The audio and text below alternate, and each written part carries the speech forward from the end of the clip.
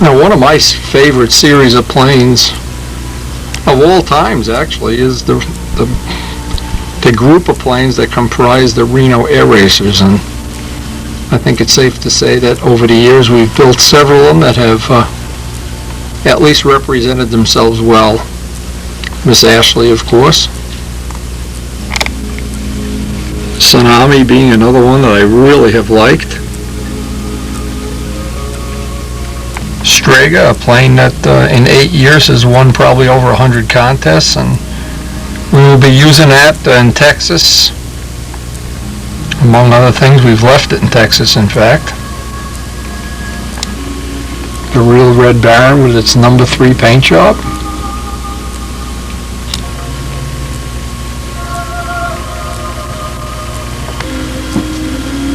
Always loved those Reno Air Racers.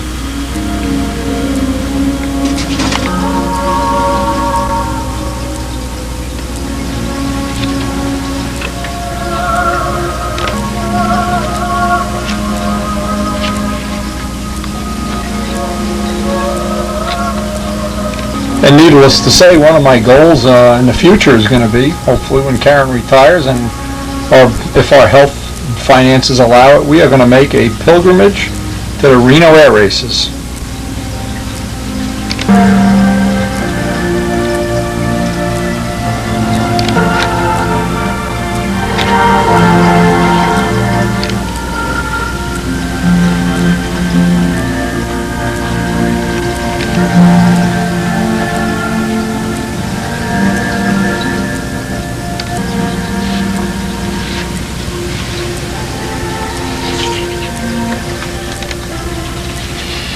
Boy, nothing looks sexier to me than the contra-rotating prop on Miss Ashley and on, well, several of these other Reno Air Race. I really have to take my hat off to Tudley. He did a beautiful, beautiful Reno type Mustang. Unfortunately, was lost on top 20 day, and I'm sure he, I'm sure he wishes he had it back. I wish I had it. Beautiful plane.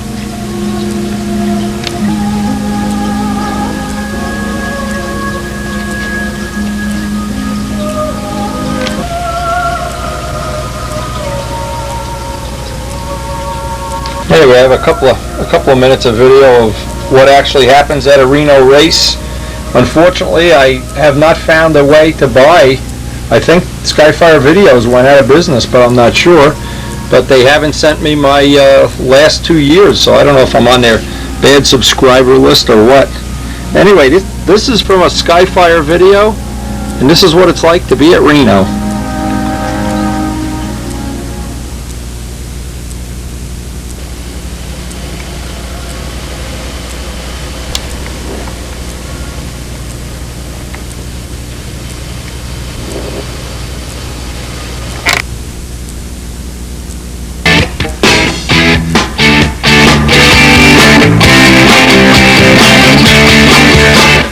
This is Skyfire 95, the official video of the 1995 National Championship Air Races.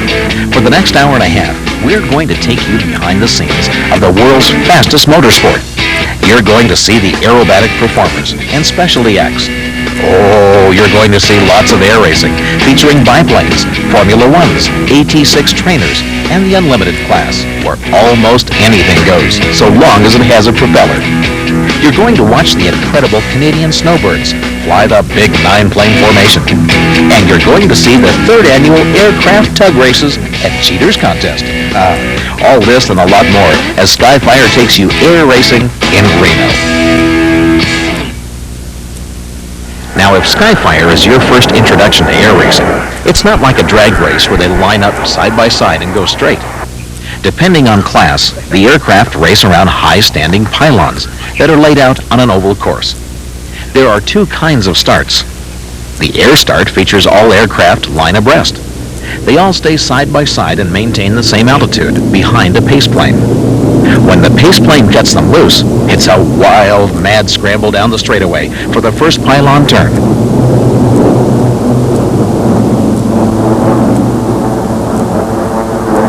From that point forward, the fastest plane around the course that doesn't cut a pylon wins the race. Now, the second kind of start is a ramp launch used by the biplanes in the Formula One aircraft. Now, they line up on the ramp with the fastest qualifier in the pole or inside position. When the green flag drops, the aircraft launch toward the race course.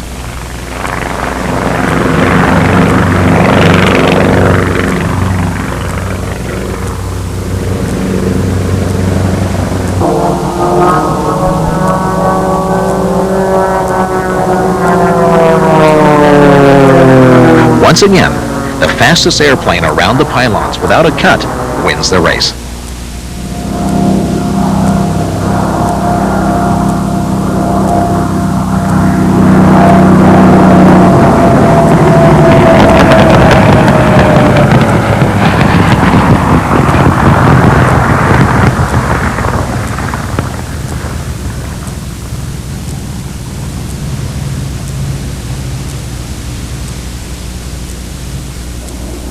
The aircraft begin arriving at the race course a full week before the main event.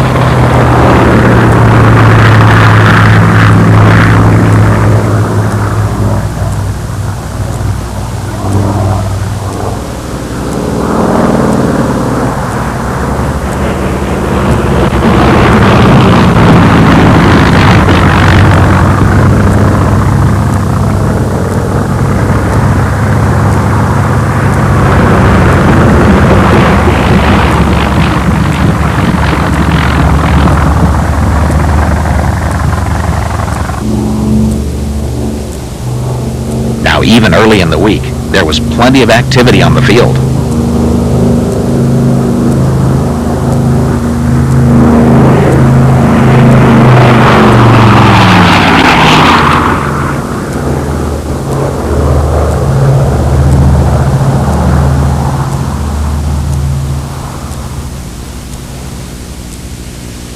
Monday through Wednesday, the pilots took individual speed runs to establish their qualifying speed and race standing.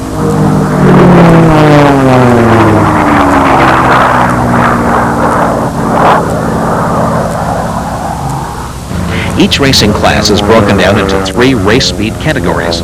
The bronze racers are the slowest.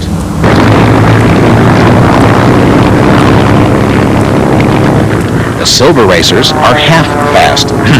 And the big guns with all the horsepower are in the gold race. Now, just because an aircraft is in a slower class doesn't mean it's a boring race. Oh no. In fact, some of the best races come from the slower classes, where the stock aircraft are evenly matched.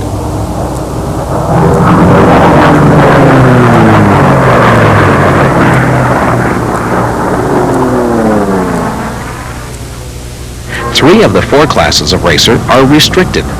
The Formula Ones are limited by engine displacement, wing size, and weight. Same with the biplanes.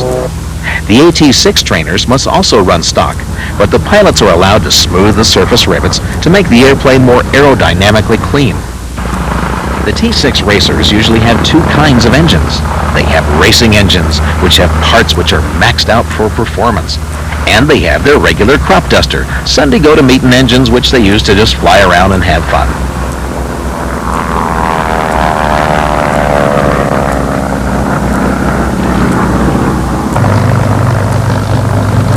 The Unlimited class is perhaps the most popular for a number of reasons.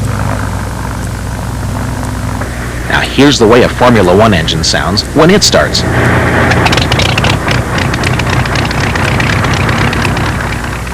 Now, listen to an Unlimited engine start.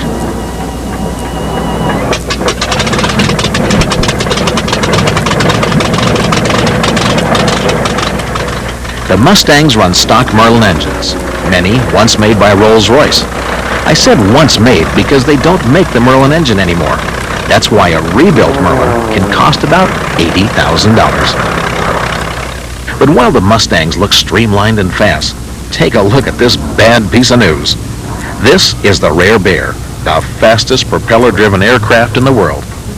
This year, it set a new course qualifying speed in excess of 489 miles per hour. Propeller, that's cooking. Well, we're real happy about the qualifying. Set a new speed record. What was it? 489.802 miles an hour. It was a good day for it. It was a warm day and calm winds, so we had John Penny, our principal pilot this year, flying it, and so he he breaks our old Rare Bear record, setting 80. When was that? 92. When I was the principal pilot, and that was 483 basically. So we're real happy to do it. Now we're looking for 500 mile an hour course speed. Are we going to see 500 miles an hour in the Gulf? I doubt it this year, but I think we're not too many years away from a 500 mile an hour course speed. Now, remember that 500 mile an hour course speed will take an average true airspeed of about 540, 545 in order to do it. John's true airspeed day before yesterday was, it was probably about 530 miles an hour pulling G's around the course here, and that's a little faster than our straight-out world speed record that we set back in 1989 when I was flying the airplane at Las Vegas, New Mexico.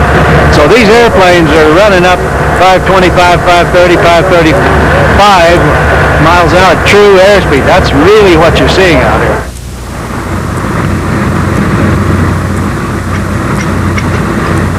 Nitrous oxide? Oh, you bet it's legal. And some of them use it to get a burst of speed.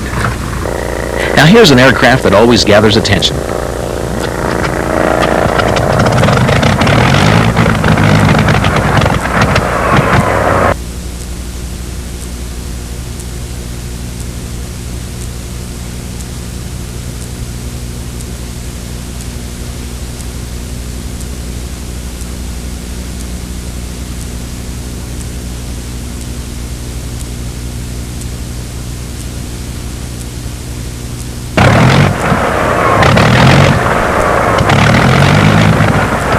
It started out as a Mustang, still is a Mustang, but they had to enlarge the cowling to house a Griffin engine with counter-rotating propellers. Whirljet is owned and flown by Wild Don Whittington and sponsored by Room Store Furniture, a company owned by my good friend Gary Levitz. What is the difference between a Merlin and a Griffin to you? 800 cubic inches. The Griffin is that much bigger? Yeah, it's 800 cubic inches bigger. The Merlin is 1650 and the Griffin is, I think, 2380 or something like that. If that's true, how come, because everybody's looking for more speed, how come people have went more to the Griffins? It won't fit in the Merlin motor mounts, number one. In other words, everything firewall forward has to be custom, including the cowling. The Griffin looks like a Merlin, but it's like it's had an air hose put in and everything's a third bigger. It's actually noticeably bigger. Yeah. And the prop, of course, is a problem. And CG is a problem. It's heavier, so therefore you have to make adjustments in the airframe to keep your CG in line. So it's not an easy drop it. It's not like taking a big block Chevy and putting it in a small Chevy. Now, how does the Griffin run? I mean, as reliable? You know, a Merlin goes straight for a certain amount of time and then she runs out. How is it? We have not had Griffin problems. The late Budweiser boat did not have Griffin problems. The earlier Steve Hinton had Griffin problems because, well, I don't know what his problems were, other than he had failures a couple of times. To hear the Rolls-Royce people, the few of them that are left from the World War II areas, they took all the Merlin problems and cured it on the Griffin. And it's bigger and it's more reliable, and we love it. Yeah. Are they available? Yes. They are available. Yeah, that engine and that prop combination was used on the British Shackleton bomber, which is still in service in South Africa. And England is full of those engines. We just bought 6 of them, brand new overhauls that were done by Rolls-Royce in the early 70s, which for these kind of engines, that's really low time. Sure. And they're pickled in the can, and props are noticeably cheaper. You can buy a real good Griffin for $6,000, and a Merlin today is $50,000 you can find one. You can buy that prop for about $3,000 to $4,000 brand new in the box, still has the grease on it, and a Hamilton Standard to a Fly Mustang is worth $40,000. So why don't we all get together and play up a lot of these engines and then show everybody how to put them in, huh? Well, it's somebody else had that idea. I'm sure. Skip Holmes already came up with that. He wants to do a QEC, have it all engineered, and you buy it and bolt it on, just like the guys have done with the 3250 Seafarer. Sure. You know, it's if you do it once, then it'll work for everybody. That may be the wave of the future. We don't know. Okay. All right. Gary, thank you. Something I do between selling sofas. Okay. Take care, my friend. All right. Okay, we understand. No power in airplane. On Thursday, at the conclusion of the heat race, Don Whittington pulled up with a mayday. One of the cooling lines let go, spraying his face inside the cockpit with super hot water from the radiator. It wasn't a good experience. But Don was all right and returned to compete for the remainder of the week. Okay, the fire truck right out there, Johnny, on the spot. Dreadnought, the venerable Hawker Sea Fury, won this heat race on Thursday, but then pulled up with a mayday. Now listen closely and you can hear the engine go on the final turn.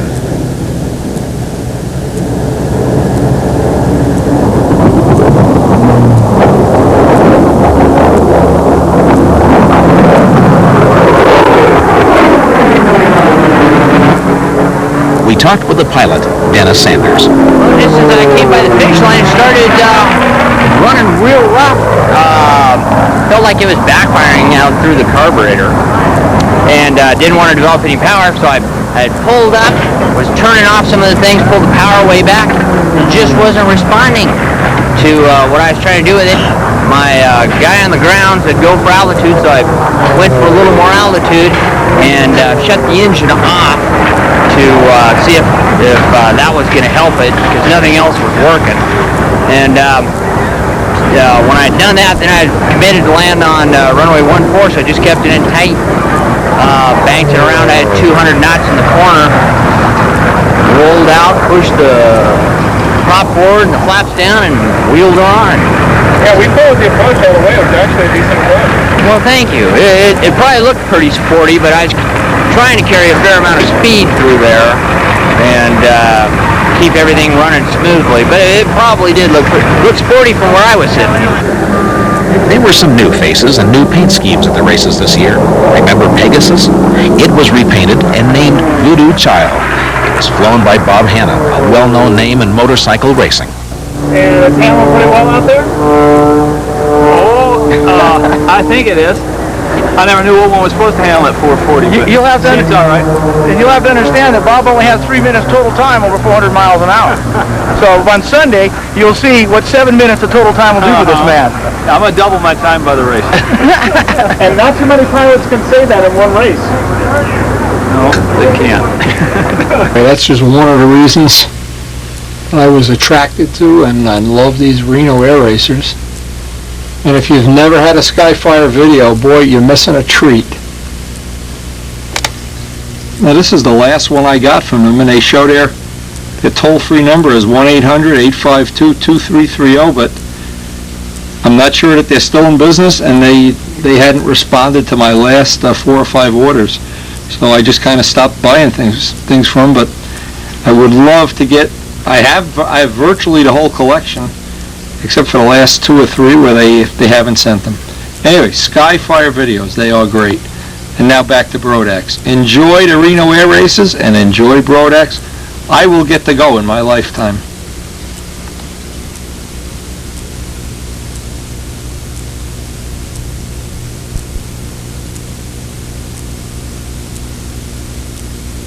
Yeah, Reno races. We have Danny Banjock flying a Farnman Pusher bike. Possibly one of the most unusual show-stopping planes out here. Does the full stunt pattern comfortably.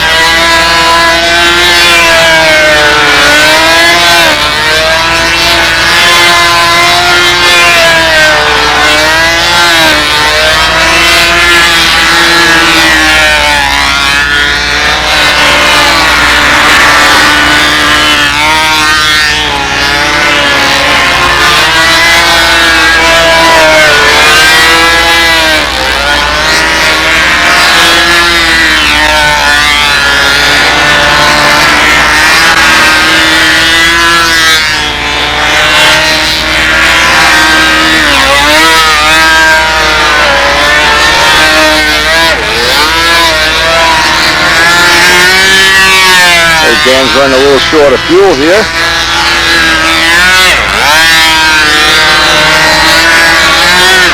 Anyway, coming up later today, we have the Hall of Fame presentation and the cookout. And while we're waiting, the fun scale event.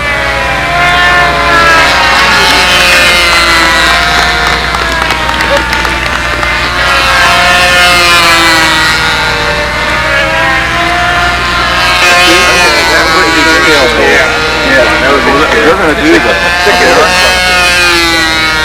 I haven't, yeah, I think they have.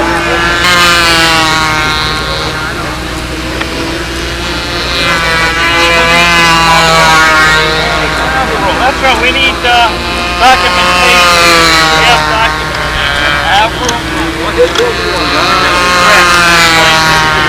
We want to see your green card. Forget about the plane documentation. Hey, I know a person named. We want to know what planet you're from. We need your interplanetary card. Where's the B-17? Where's the B-17? It's here. Tom, let me see the whole outfit here. This is great. Let's see the whole. I heard about this. I had to come running up to see it. Fabulous. Fantastic. And it fits. Can you get in the cockpit of that plane? No, I don't think so. That's great.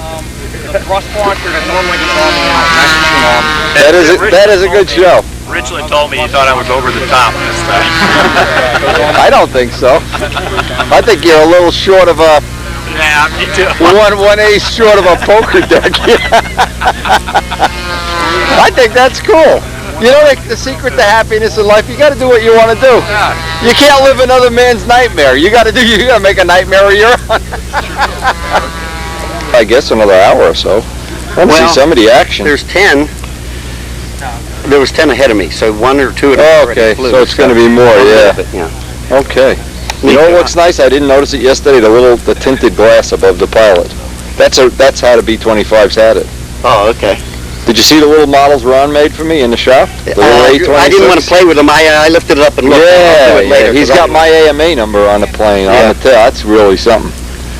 They'll go up with your wallet and the other Spitfires. This is that other system where you run the the ship down the fishing wire. Yeah.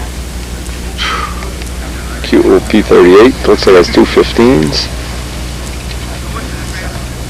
Real deal there. Hawker Hurricane.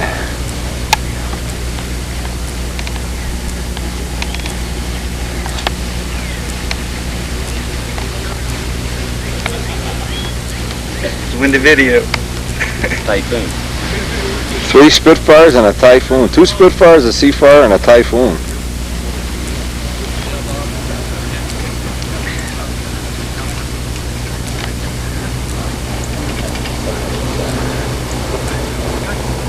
Is a rich Jacobone. They call me the Red Baron. Baron von Brodak.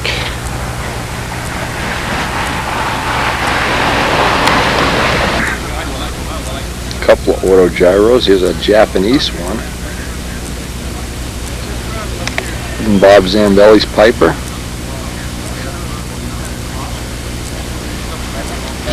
Electric starter.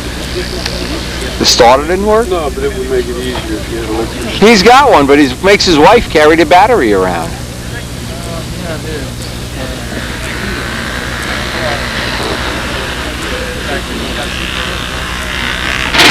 There we go.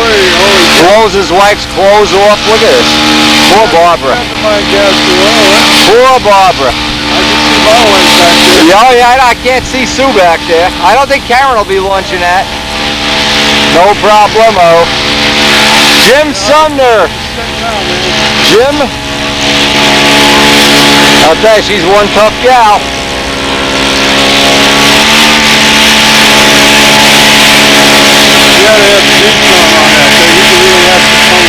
Oh yeah, with a Z-Tron, do some touch and goes.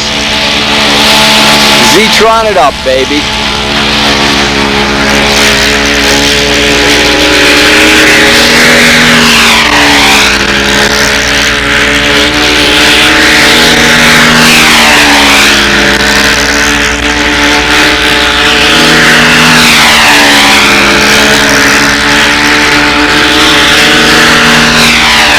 hand jock some competition in the biplane event here.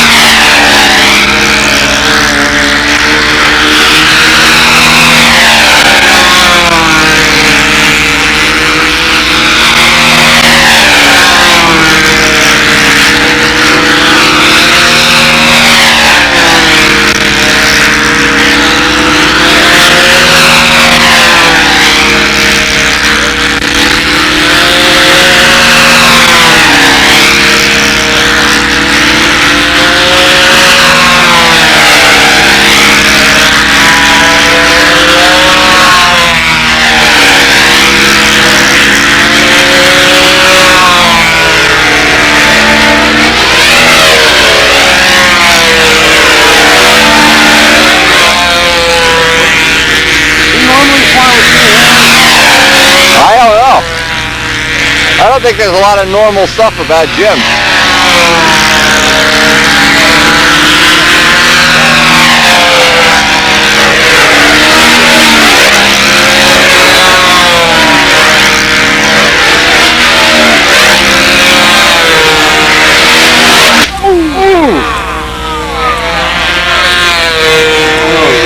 Oh man. What a shame. What happened? Look like something broke? That wasn't pilot error, I don't think. Oh, what a shame.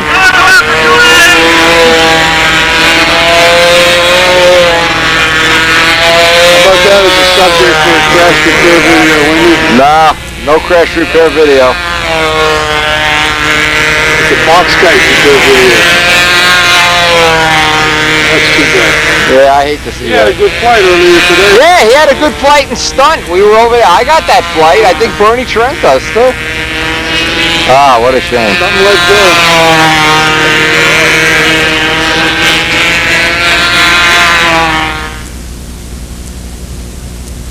Nice. Ain't that something? Took a divot out of your asphalt, man. Charge him for a repaving job. Get him to buy you a bucket of driveway sealer. Scary. Did you get the impact? Oh yeah. Wendy gets everything. It was just You cheat on your wife, I'll be in the motel room with you. big hit so solid. I know. It looked like it went straight. I got it on it. Oh, you got it on Ray? What do you think, John? What do you think? This is Bob Hunt videos or something? This I found over in the field. It flew over my head missing my head by about a foot or so. Where were you? I was standing over there. It was about approximately 20 feet or more away from the crash site. Wow. I heard it whistle as it went over my head. Well, I'd put that as a souvenir. Yeah. No, not for you, maybe, but...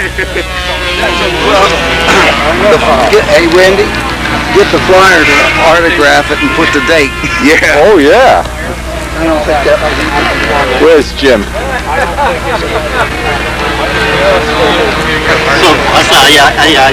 Does Jim know what happened? Hey, Gary?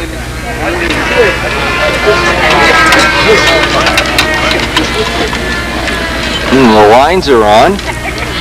The push rod clip got loose, and the rod came out of the horn.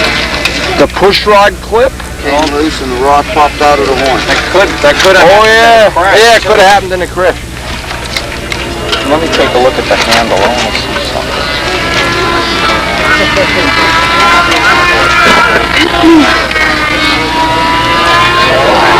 That was a beautiful wire.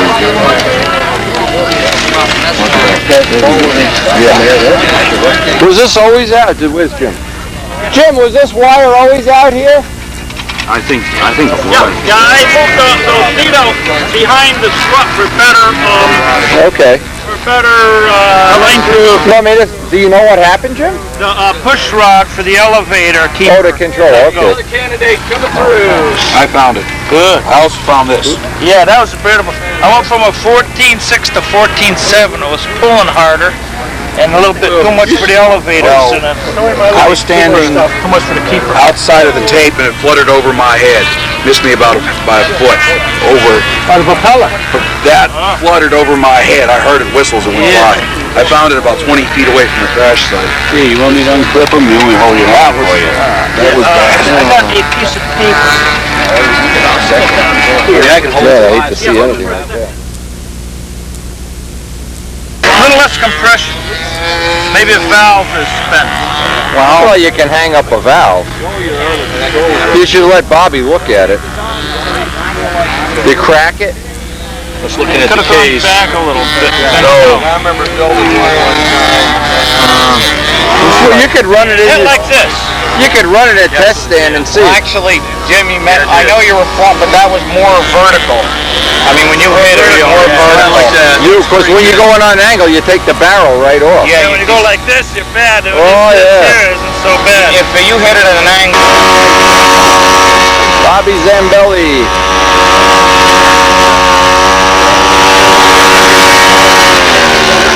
Now, for anybody who doesn't know, this is an exact copy of his full-size airplane.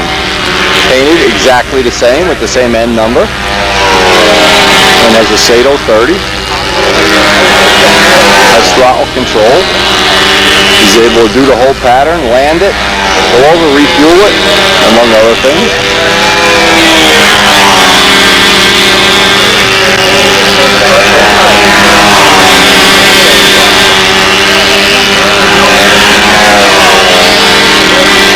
We're never going to grow up, are we? No way. Who would want to? What, and be like President Clinton? Forget it. Or isn't he the president anymore? Maybe I've been one election short of a poker deck. President Sumner, Jim Sumner for president. There you go. If Kerry hasn't picked a running mate, we'll recommend Jim Sumner. Yeah, that push run starts falling.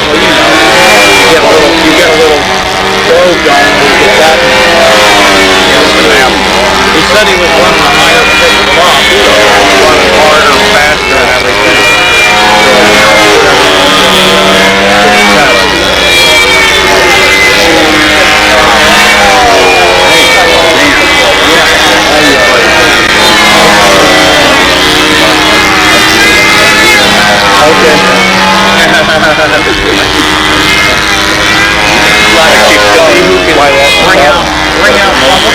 Yeah.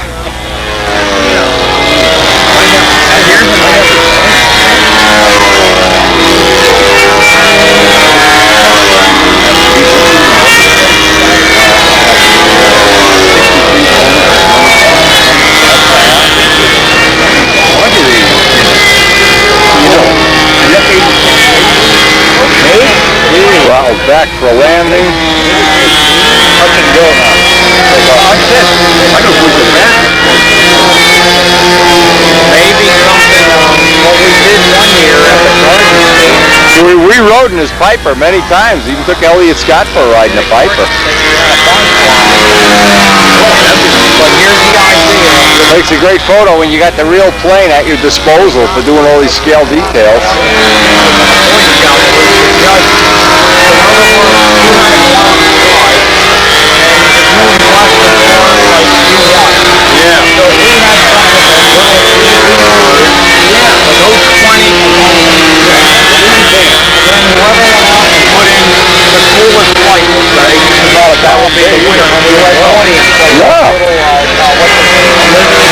It's a very nice little plane. Get the kids involved. And it's fun. Did Alan tell you what he did? This thing is stable. If you're deranged or something like that. Oh, God, Boston so fast. Stay still. Come to me. It's fine. And we stand out in the middle of that. Plane going round, about 15 or 20 feet in the air. I was watching that. Or you Yeah, Al, we used to know. I think that's very small. Alan knows.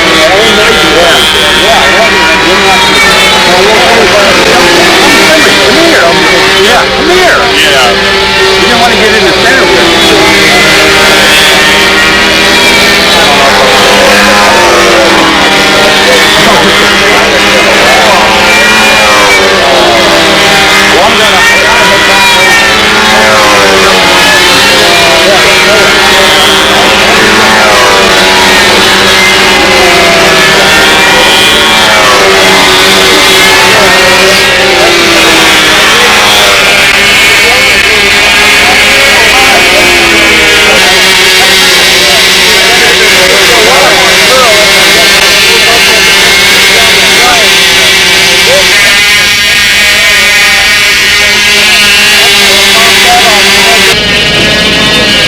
hanging out up here, a real steelman comes in.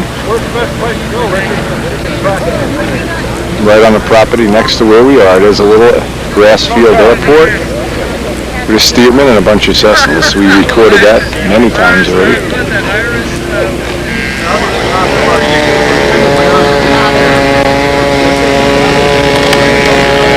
This is what happens when he's not busy. Hey! You're on camera. You bastard, he got the camera! Okay, they're going to fly the auto gyro. The Hurricane wouldn't start. And this is a sky. Just watch a Discovery show about unusual planes of World War II, and this was one of them. The Japanese were actually ahead of us in developing this kind of stuff. Al Knight has one, but I don't think he's flying it here today. It's crashed. He crashed it? Oh, I didn't know. It's a cool little plane. Throttle control and an auto gyro.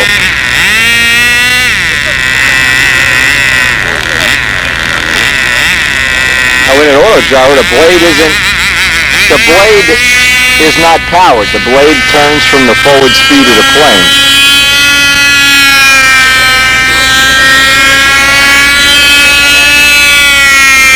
Very cool.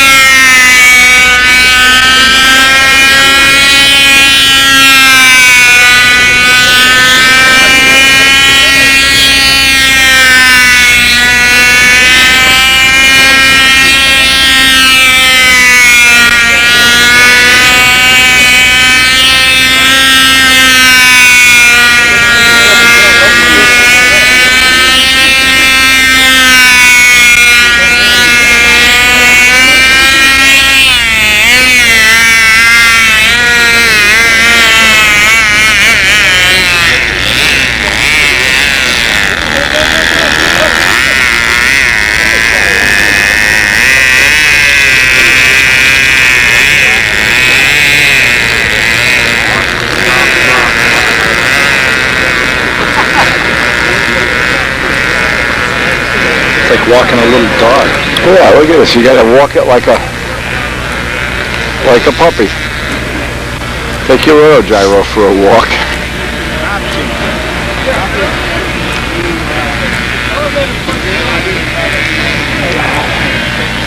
Oh yeah, in scale you gotta do it like a lap. Yeah. Woody's here with his girlfriend.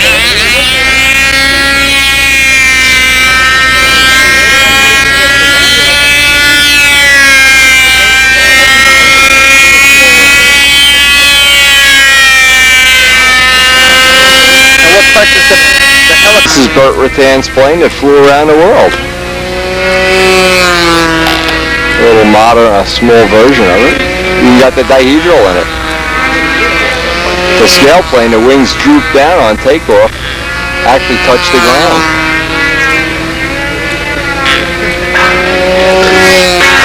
Wow.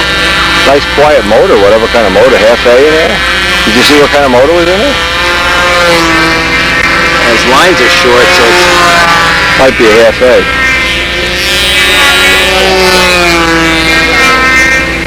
That's done.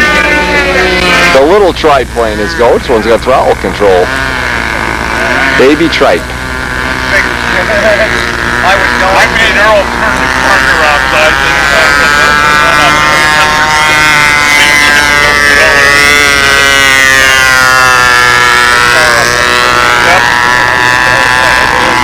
That's cool. It's flying, baby. Hey, Danny, go step on his line. What? Go step on his line. Step on his line. Oh. It's your buddy. No, that's a different. Oh, wait. Look. No, it's a different one. Oh, is that not him? Yeah, it's not him. Oh, it looks like him from back there. That's fine. Merry Christmas! Yes, We could be seeing the demise of another plane. Anybody know Harry Crespo? Yep, here he goes. We better get Danny to go out there and fly this for him.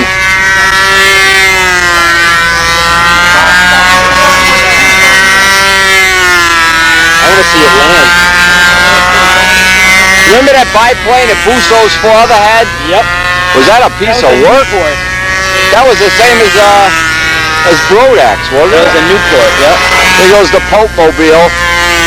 Which Pope is in there now? Oh, Pope Brodak. Pope George Brodak. With the baby Pope Mobile. Oh, here we go. Here we go. This is going to get dangerous. Now it's going to go down. You should have known. After many attempts, the Hurricane is finally airbound. The Jack Sheets design that's converted to an I-beamer.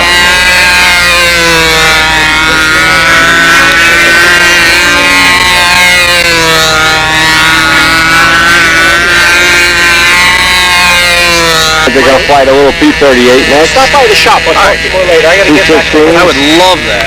Oh, I love the company. Well, you do have to fly in. Huh? You do have to fly in. It's okay.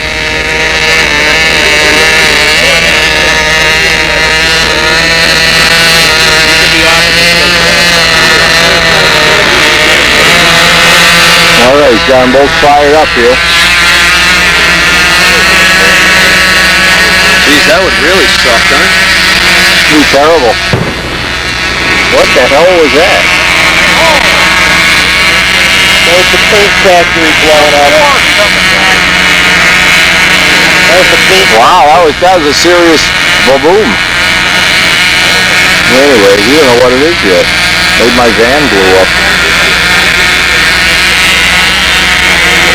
That sounded like it was down further.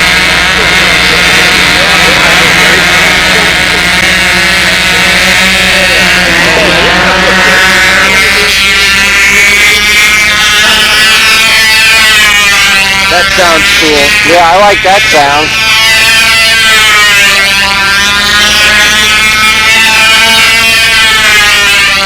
Little P-38.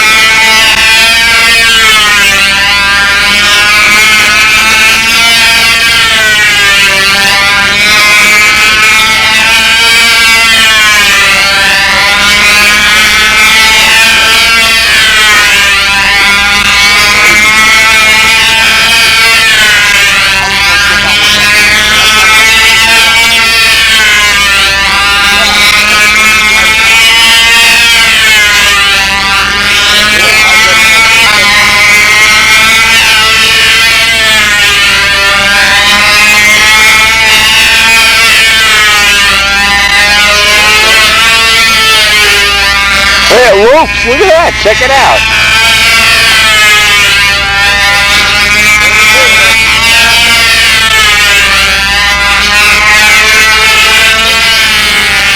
That's cool. Come down. What is that, the 85-degree flying? He's reading something that he's got to...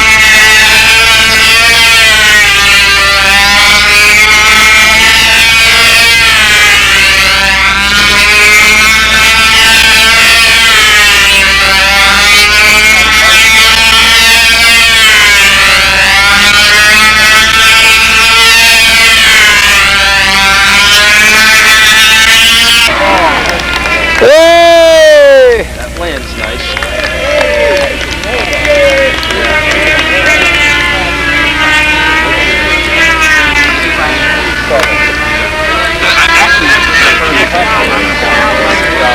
Next up, the B-25 of Pete Klepsick.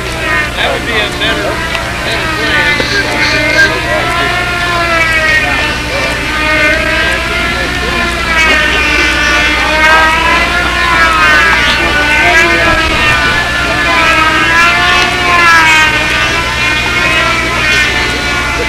No one with any class would fly a B-25. That's for sure. That's all right. So let's get this wood engine and just hit it with something. Well, take you a minute. Okay, we'll give him the... Right order or left hand? It's on the first page. Did he build this? Yes, he did. He gets 5 points. Design, the whole thing. Okay?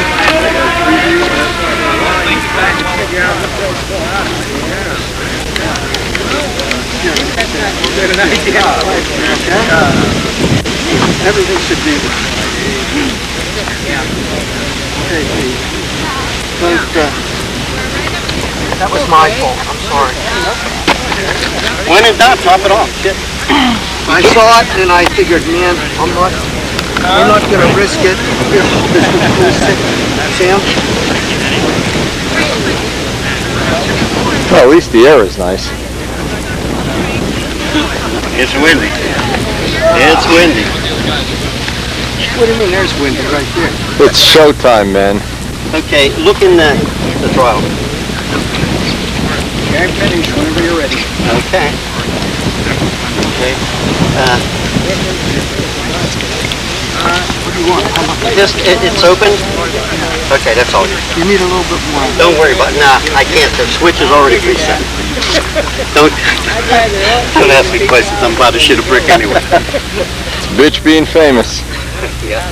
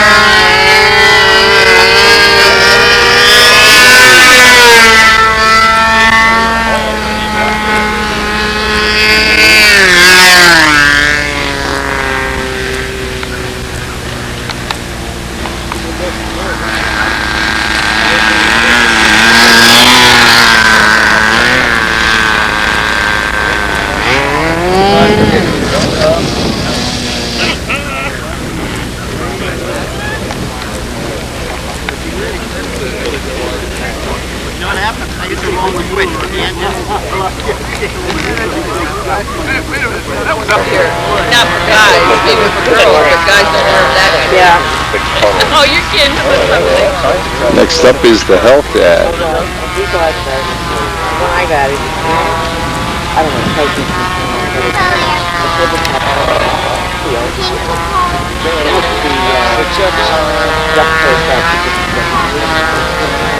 That'd be a cat. Yeah, that's difficult because she was like, see, that's why high flight sounds so easy. Then look at yeah, I mean, when you call it back, I said there was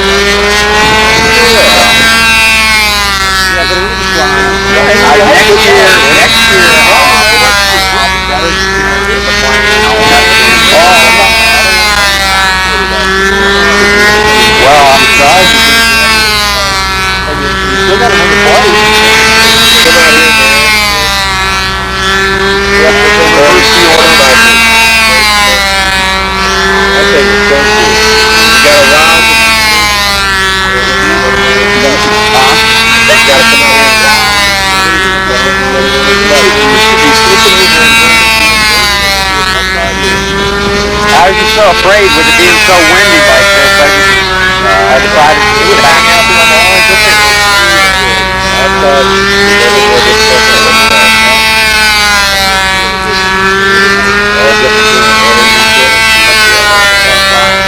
Sounded great.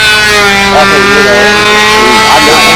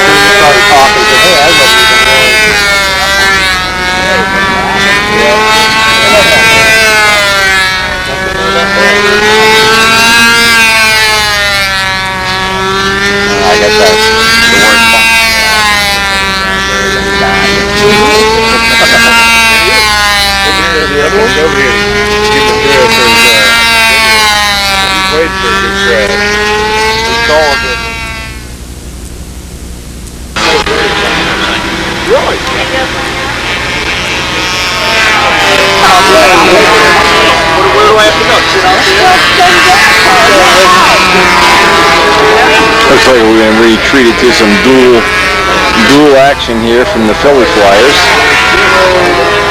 Get ready for Junkyard Wars. One of the highlights of every Brodak flying since the very first one. No, I'd rather let it run over.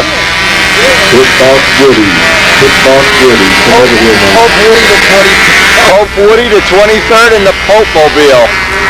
All right, one airborne. Who's airborne? Palco? Palco's airborne. Who's airborne now? And Banjock. Danny's up.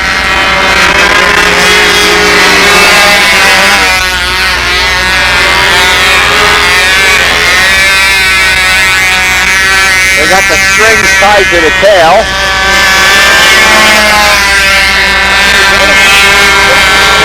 Falco can't get his to slow down. There we go.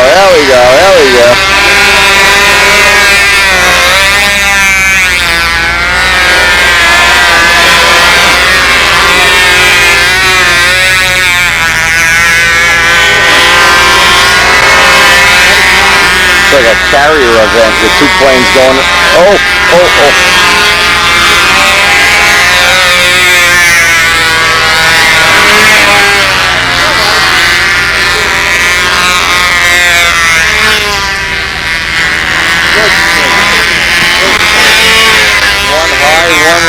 One high, one low.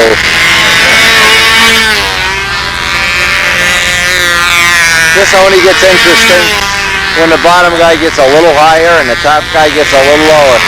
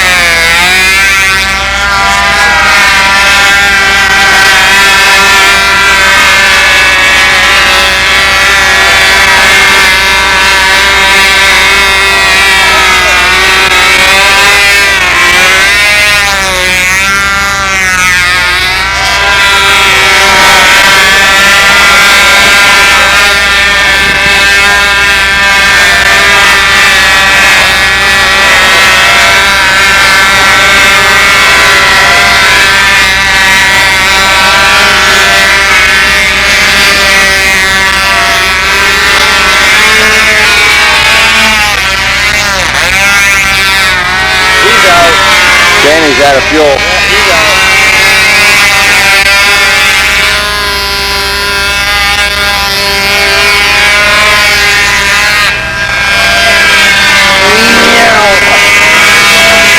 Blocked.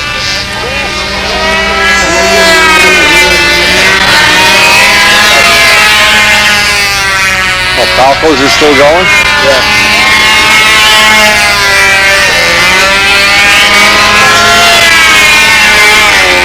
At the ready area. Junkyard Wars will start in just a few minutes.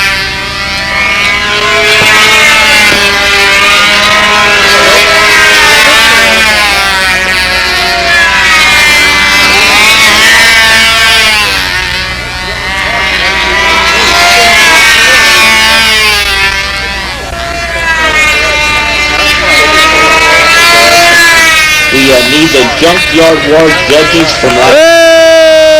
Hey! Thank you, Mike. Okay. I don't even have to. Over here.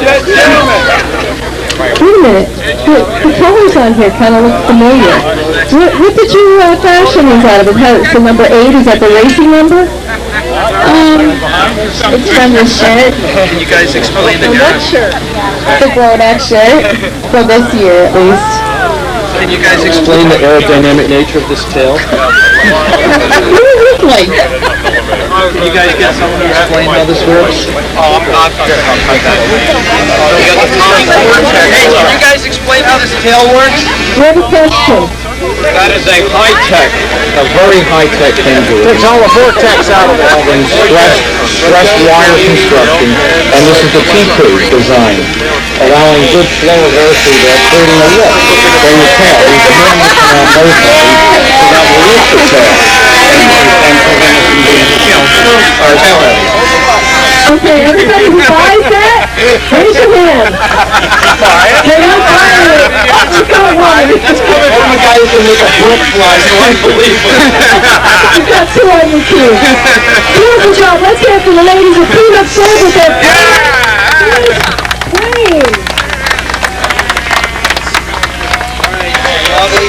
The wobbly wheel. The wobbly wheel. They're going to wobble on over. Ooh.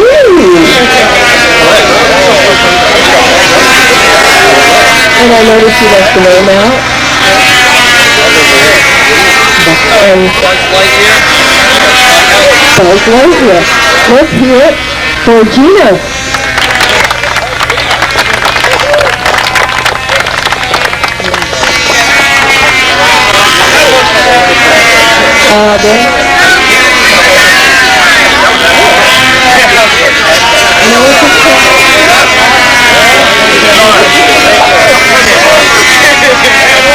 And then the flying lunatic.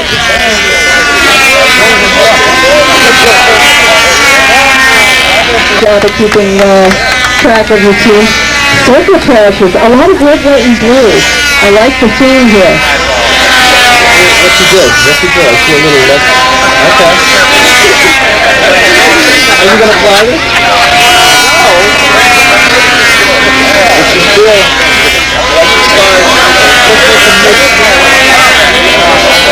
The mix people. Let's hear it for the super crashers and the ladies with a good paint job. Was that Brodak SUV? Racing. Spray paint.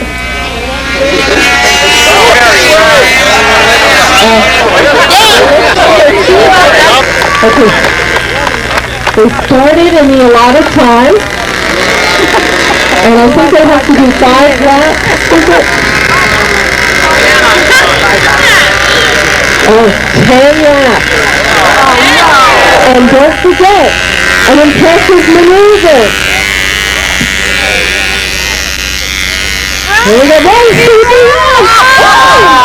Hey! All right, let's fire that up again.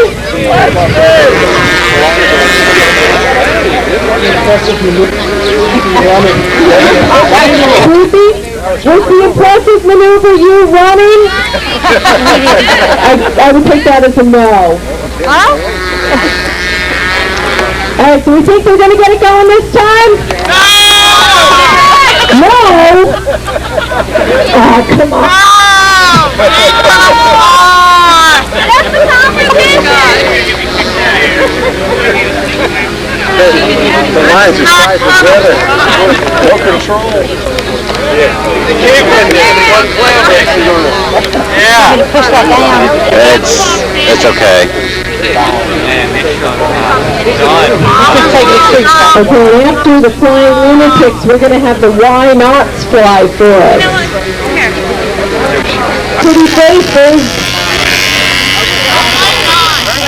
What's a fool racer? Hold the plane in front of you, okay?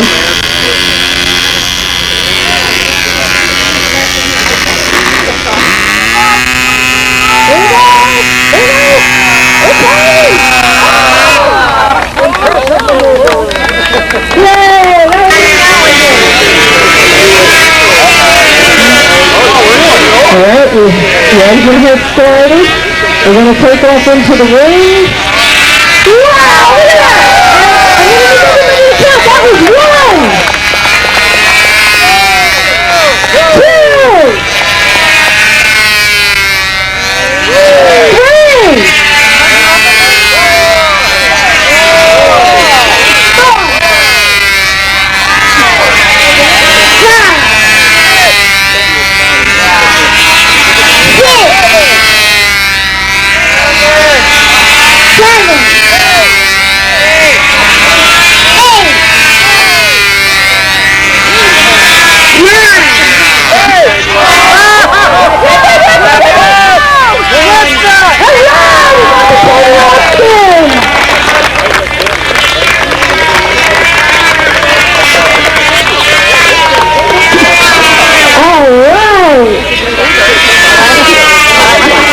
No fly.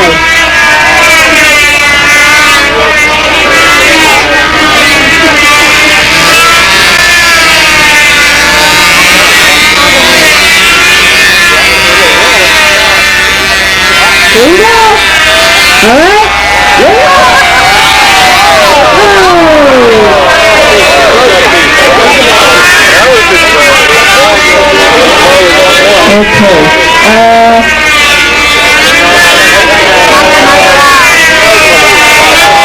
Okay, sounds like some of you are out there and still awake.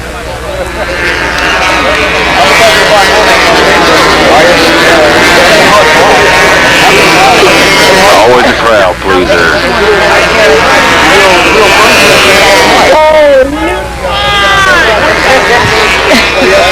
Okay, when this starts up, you might want to hold your nose. Oh, not because of the pilot or the pit crew or anything like that.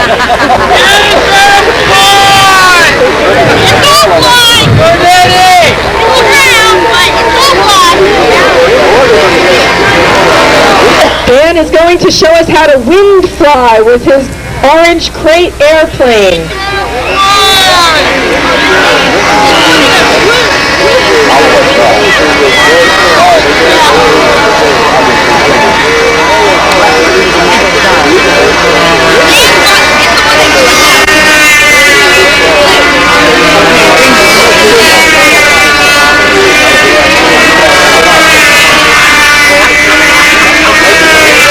Okay, we're getting ready to start the diesel. It's starting.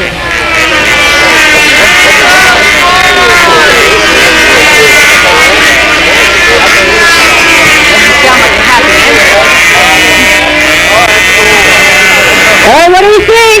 What do we think? Is it going to go?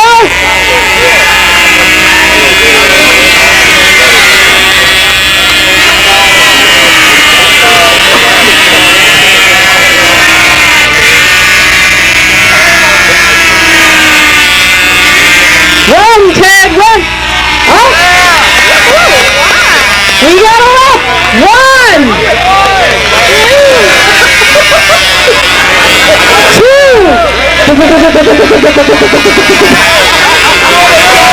Three!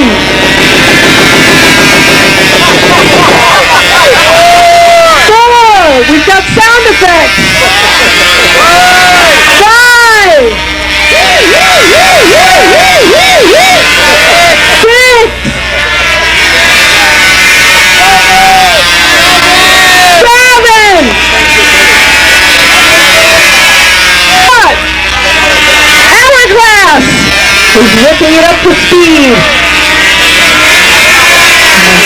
difference if you're a flyer or not. If you're here, we'd like you to be in the picture. And Buzz will not give you any of her beans or chicken if you don't show up. Oh, he took off. No problem. We've got 1. Everybody count. Come on, I'm getting tired. 2. 3. 4. Are we at 5 now? 6. 7. 3. 1 more. Okay, he can run. He can run and fly at the same time. Somebody throw some bubble gum to him.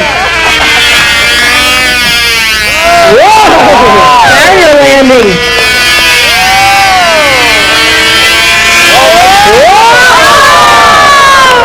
All right. Well, it did fly. He qualified. Did he impress the judges? Yes, he impressed the judges.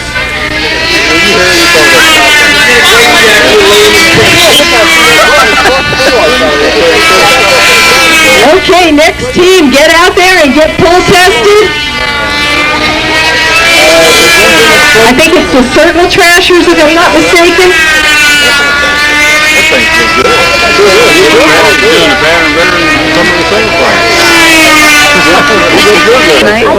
Celebrity pilot Derek Berry.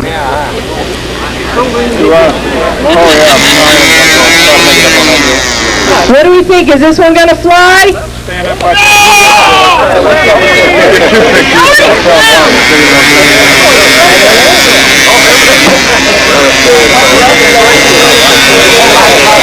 No, they don't think this one's gonna fly. I think the audience agreed with that. Oh, it took off. 1, 2, 3, 4. Where's that person with the loud voice out there? Keep calling. 5, 6, 7, 8, 9, 10, and impress the judges. All right, we did 10 laps. All right, we did a big loop. That did not impress the judges. Now that impressed the judges.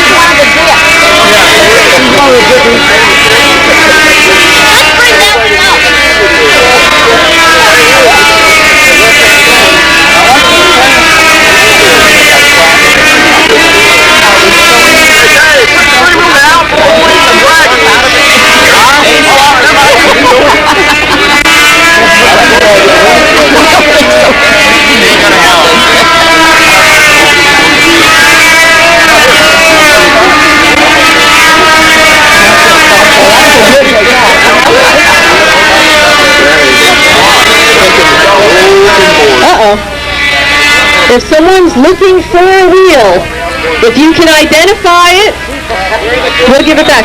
The Courtney High Flyers. They're getting ready. They're already getting ready.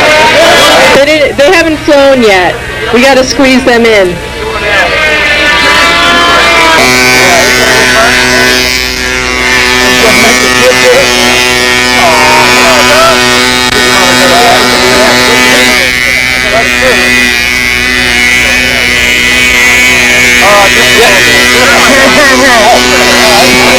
The celebrity pilot is Harry Potter.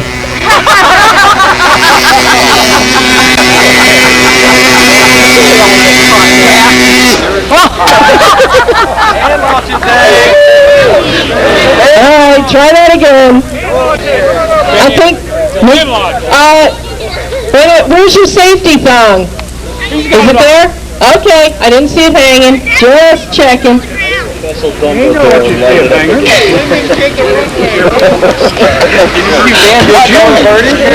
Shouldn't the streamer be behind the airplane?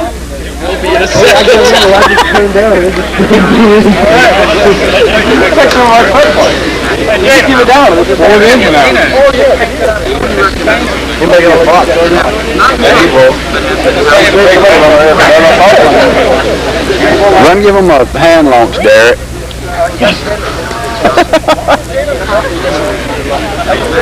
Already broke one today. Here comes Alex to give him a hand. Hey, the electrical right here, Derek. Okay, Harry Potter's about to put a spell on the engine.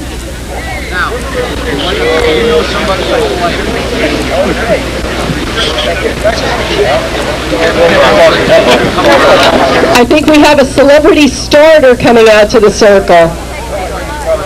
Its name is Electric Starter.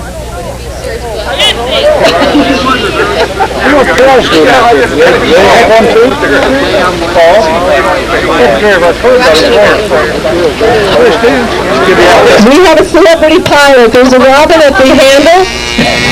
I'd get out of there right quick, Bird, if I were you.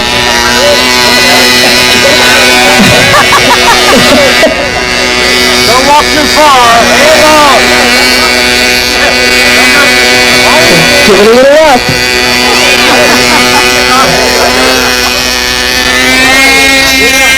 All right. Ooh. Now I'd get out of there if I were you. Now we're coming around for two. Look at that beautifully shaped airfoil. We have three.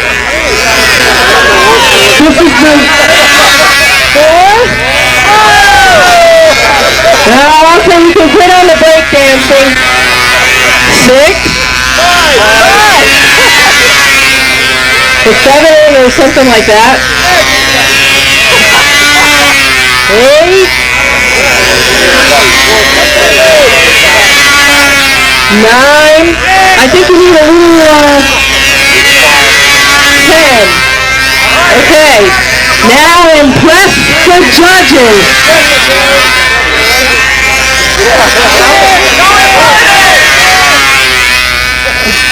Okay, he's waving the wings.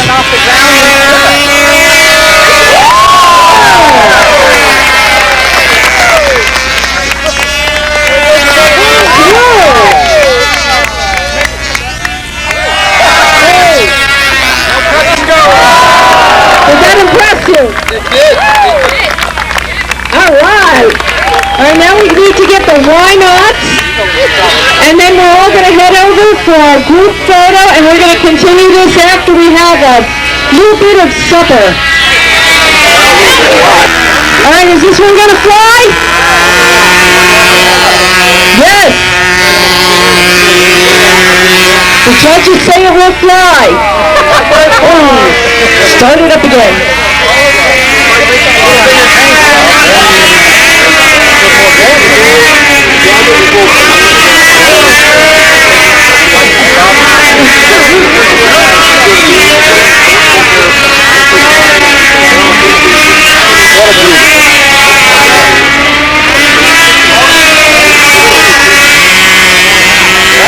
Okay. Give it a little more juice.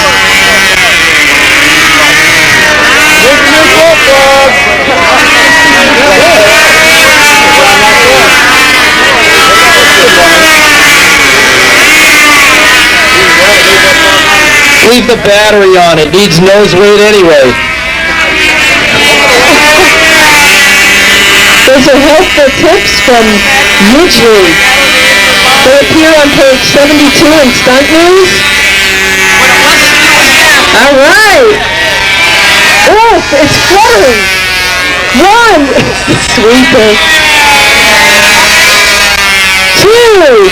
We need the sound effects again. 3.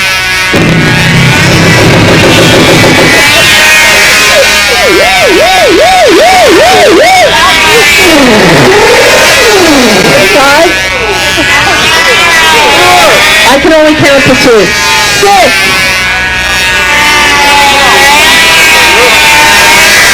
7.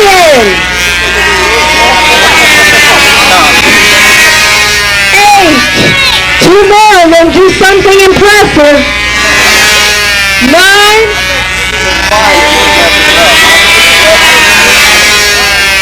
10. Impress us. Impressive.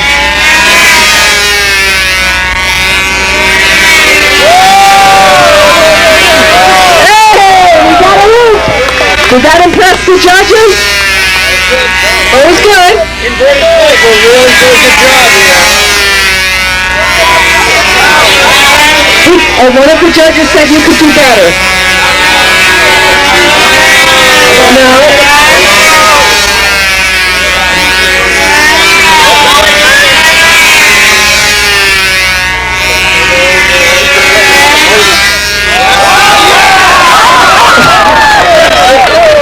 Humanity over sanity, it's burning, oh no! Alright! Go, guys! John and Buzz was wanting to get a picture of everybody, a group picture. Everyone's got airplanes. I'll stand beside you. Everybody that's still involved in control line.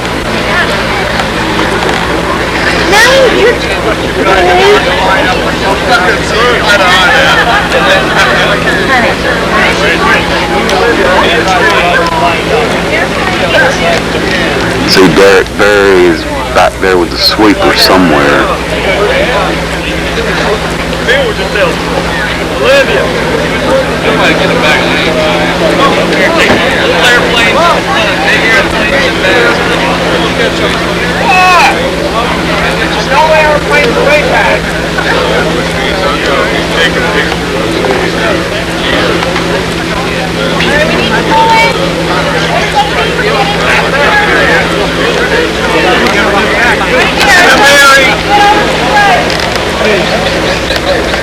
You with the big blue thing, you're making too much space.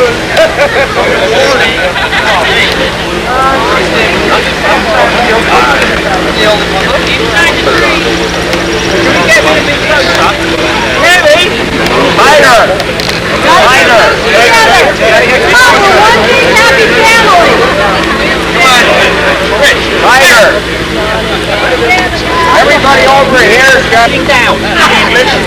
We've got Paul directing this, so there's no telling. People who own the go back to me. People who come from front. Right over here. I can't run as fast as I used to run. And your jaw. I'm out of gas.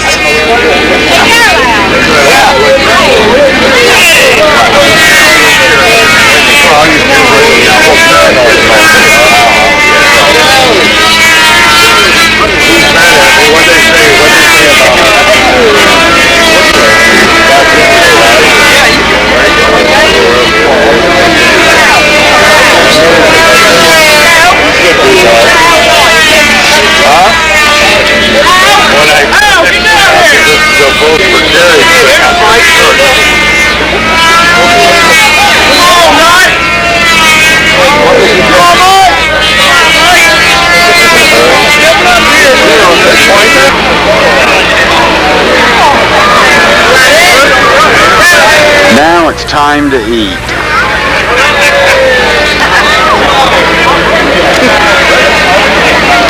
George, where you run to? We're done. Let's eat.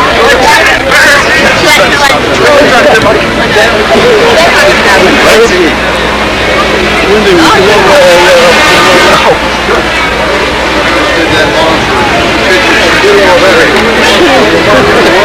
Basically pulled it off. All those people. Oh, good. Okay. There you go.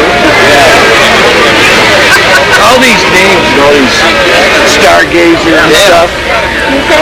Yeah, I'm not going to work.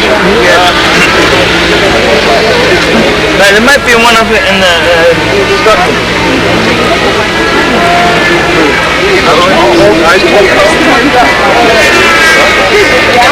We're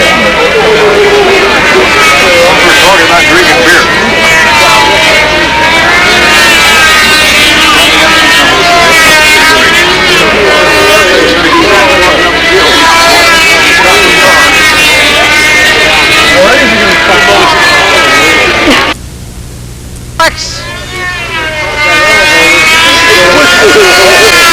Hey Alex, who would you rather have, me or Danny help you?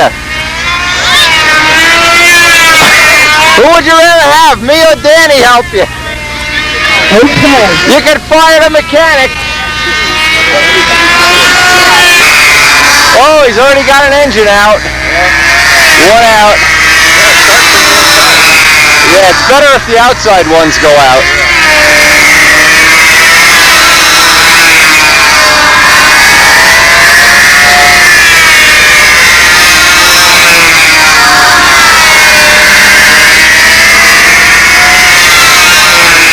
Usually he flies this with a, oh, they got it up. They got the 0 up. Here's the 0. He's got a 0 coming after him. There's the 0.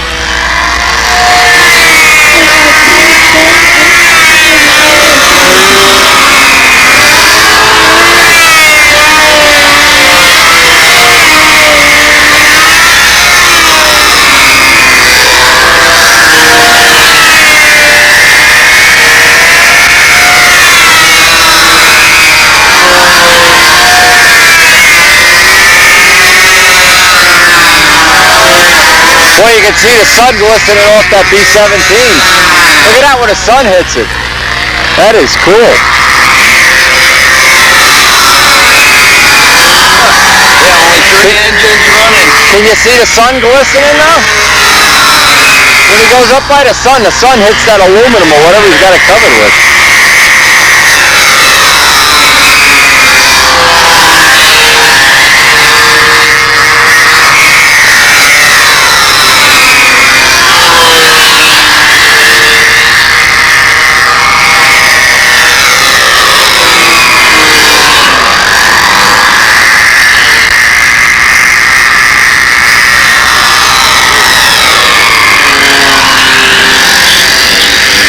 So he's got it down.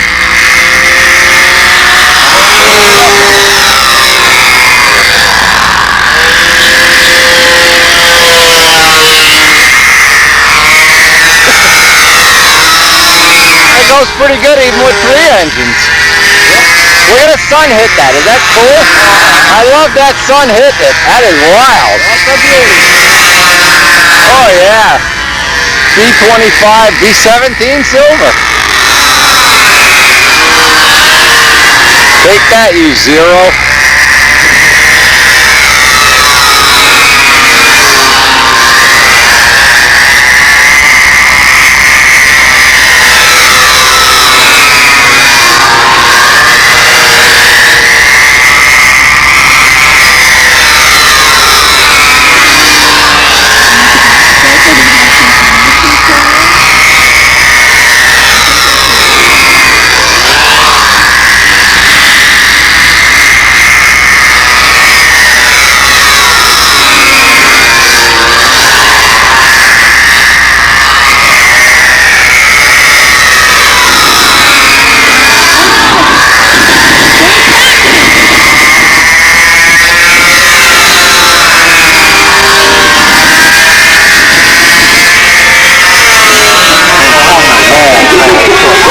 Bobby, is it going to work? The fuel we have has too much oil. They recommend 6 to 8% oil. I got Sato fuel, but that's 20. It's all chemicals. Yeah, we have 20 and 22, but what we need is 6 to 8%. So we're going to, this gentleman has... Danny's flying a bislab with a 4.5-inch wingspan. You can't imagine how small this plane is till you see it. What has it got, an 010 in it? Yeah, 010. An 010.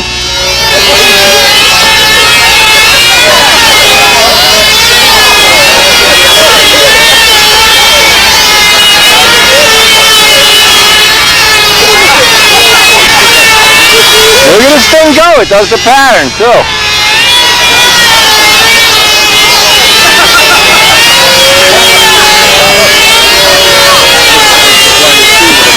Pull your arm off, huh, Dan? Look at a handle. Look at a handle. It's like a 1-inch line spacing. Look at the look on Danny's face. Now tell me there isn't a 7-year-old kid inside of all of us. It's inside us all, just dying to get out. Yeah, that's how Saturday night ended. Tomorrow, the weather prediction, believe it or not, is for very cold 40-degree temperatures. This day ended, we were all in sweatshirts. Hope you enjoyed sharing our little Hall of Fame presentation. Certainly a memorable day for me and for a lot of other people. And thanks again for Big Art for coming down from Michigan to do the presentation.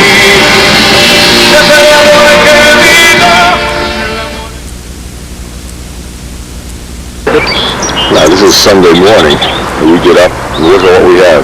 We're fogged in. You can't even see the roads, the mountains. We are fogged in, baby.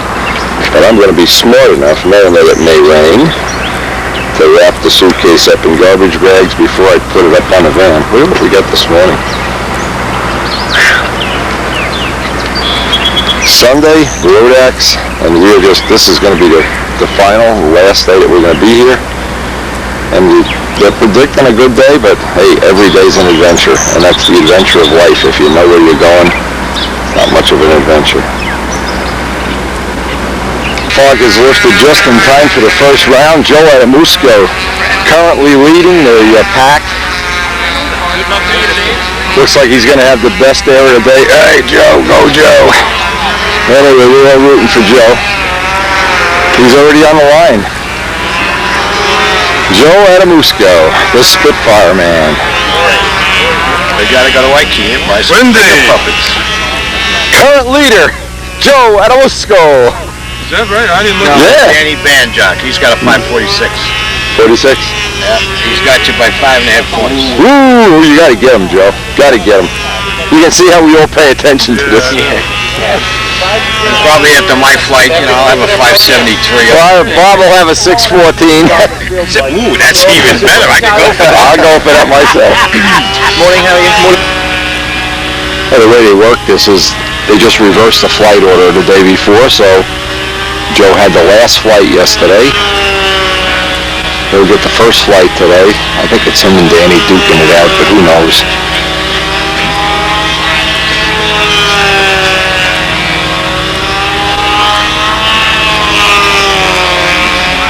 Anybody that doesn't know Joe Adamusco well, you're really missing a great friend. He is one special modeler. You look at his planes up close, speak to him, see the passion in his eyes for model aviation.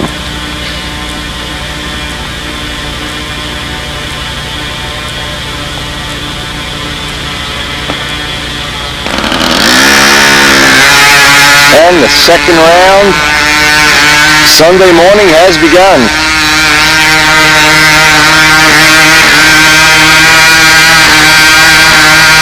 Now we're obviously going to have a few things out of order here because of the fact that several other people, Kent Tyser, Bernie Trent, have shot video with my other camera. And what we're trying to do is we're going to try to blend it all together in some sequence that makes sense, but that doesn't always happen.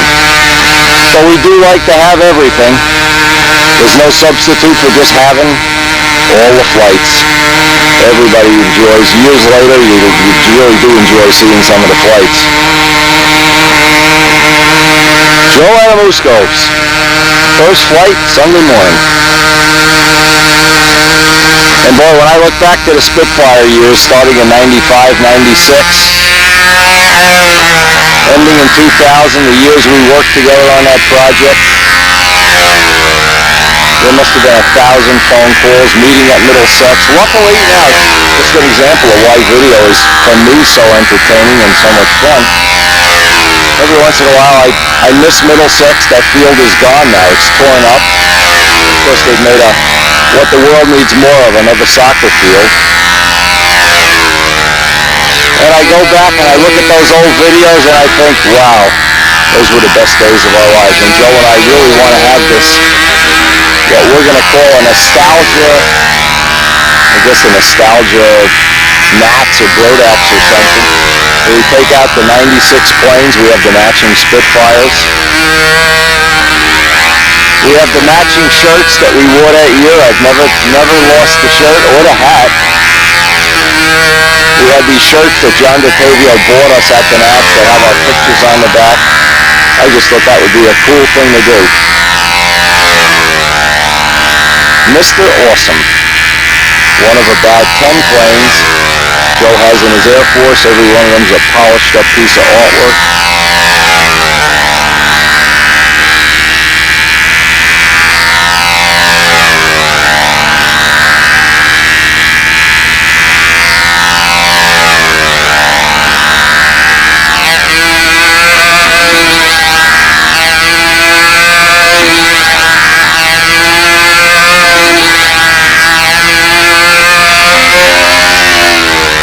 And his new house and new workshop are pretty special too. And I am really looking forward to Joe's retirement, probably as much as Joe is. So we'll be getting together more, hopefully get to fly more, get to come up with some more modeling things that we want to work on together.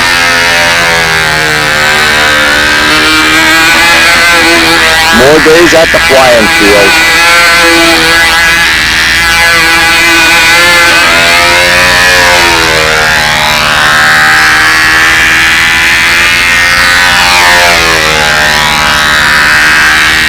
Boy, the air is nice. Joe, can lay one in here, baby, and put this away. Now, because I flew 6th, I get to fly, or Kent gets the last flight of the day.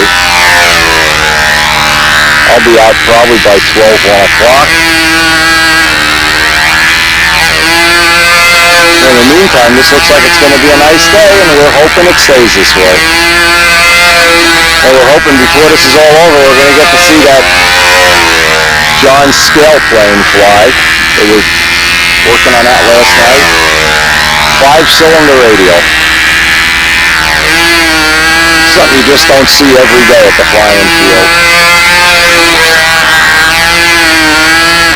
We did the gold leaf on John's prop. Came out pretty nice, in fact, if I don't say so myself. So when John gets to fly it and display it, a little bit of our gold leaf will be riding along with him.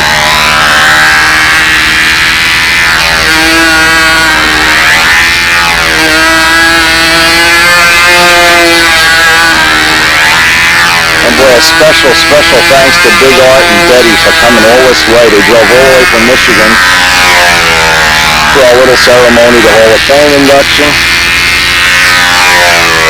Really do appreciate that more than you can imagine. Now yesterday, at the end of the day, I had everybody signing my bomber t-shirt. And when I got back to the room, the marker had gone through in a lot of spots. I looked like Tattoo Boy. Karen had to hose me off, scrub me down and clean me up for today. As the sun glistens off Mr. Awesome. And boy, Joe and I have had a lot of good years, a lot of good flights, a lot of good contests, and most of all, just a lot of good dreaming about our models we have yet to build. Joe's working on a Mark 24 Spit, and I'm dreaming about next year's Tiger Cat already.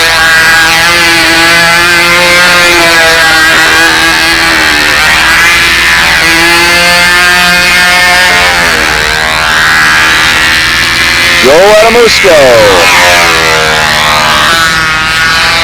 Ooh, greases it in. Ouch. Then you run into a manhole cover. Front of the shirt, Jim. Baby Lena. Yes. Baby Lena. All right.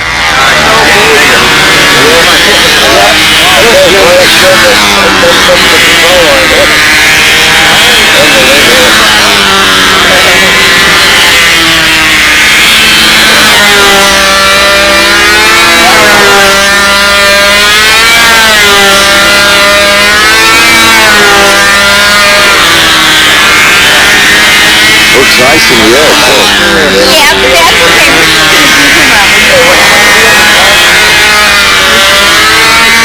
Mikey Falco, the king of the electrics.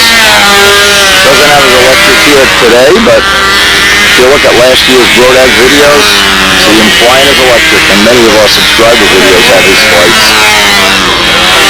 One of the real pioneers of the electric event, Mike Falco. And I promised Art I would always mention that in 1990 his son flew, I don't know how much of a stunt pattern, but kind of an experimental plane that they worked on and did get it to fly, and I'm not sure how much of the pattern they got, but they put on a good show for everybody at the 1990 Nats. They were pretty innovative too. As all the big art stuff, always innovative, always a little bit ahead of its time. Dave Midgley, second official flight, Sunday morning.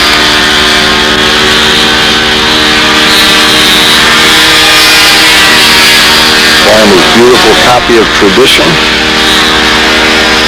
one of the original Cardinals.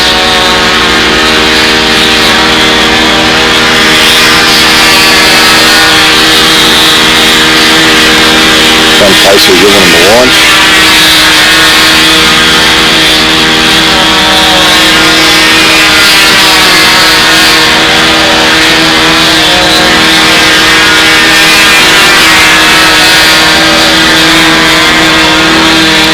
It's turned into what looks like the weather might hold up for the whole day. A beautiful day so far. A little chilly. Notice some people have jackets on. Usually you see the southern boys run for the jackets and the northern boys stay in t-shirts. Not today. They're all in sweatshirts.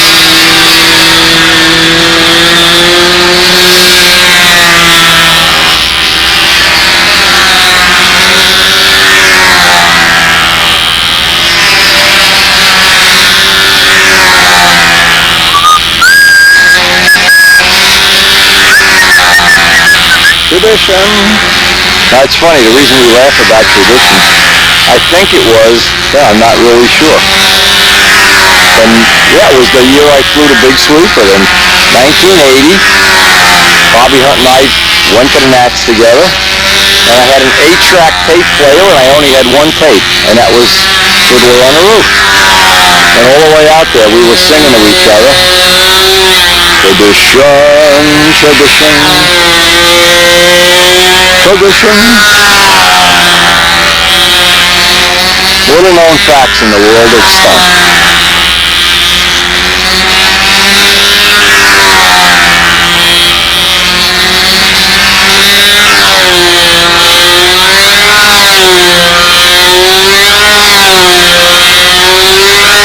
Sounds like Dave's got a little bit of a lean setting here. Not really, just a tad lean.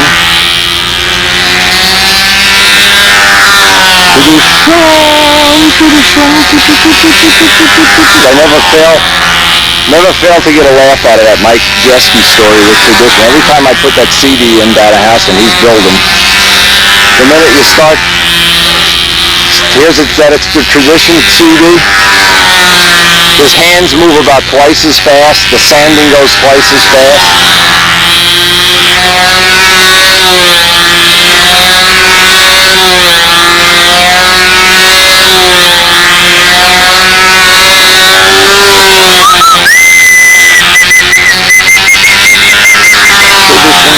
Yeah, if I was Dave, I'd like to be out about 2 clips. Just like I was with the Bomber yesterday, I would have liked to be able to have a 70-foot arm and reach out and slow it down a little bit.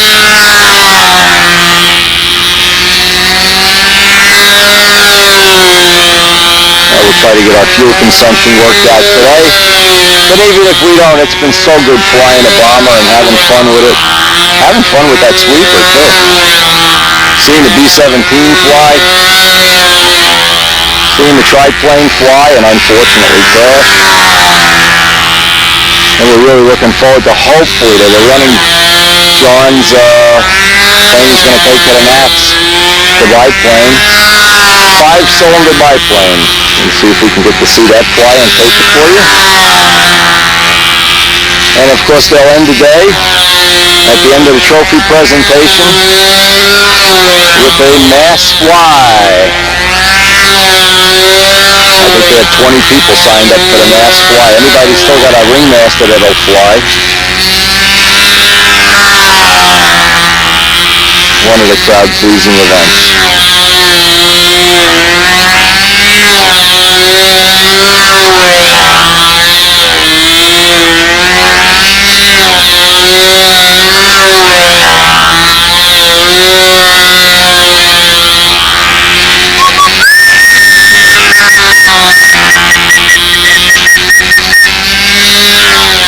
And I'm assuming over the winter we're going to make some more wings with that carbon mold, since we have three of them flying.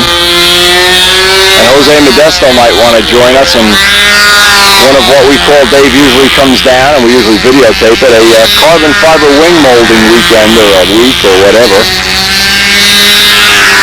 Jose Modesto's plane is here, but he isn't. And he's got one that's almost all carbon fiber too. Just like working on these experimental things. Certainly never going to take the place of balsa wood, but it's fun having choices.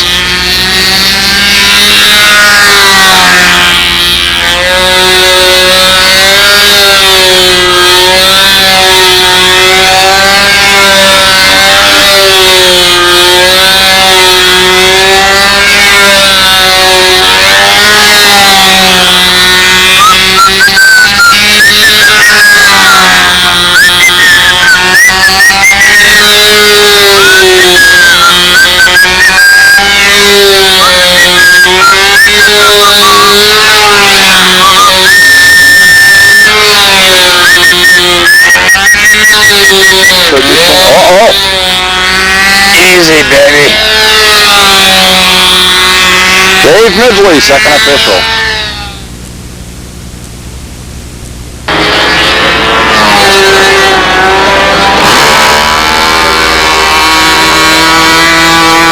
What's the guy's name, Joe? Joe Zaroznek from North Philly. Flying the twin.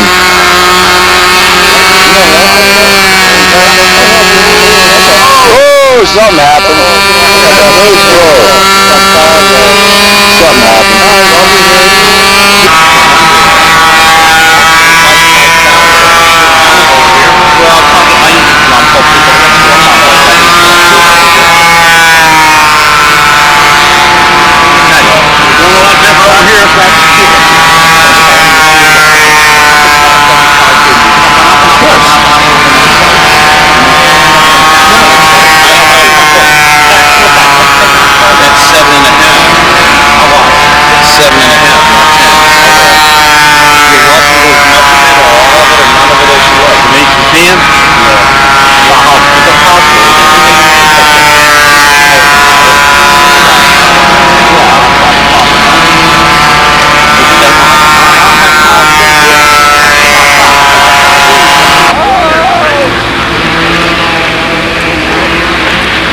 Billy Phelps, wife Mary launching.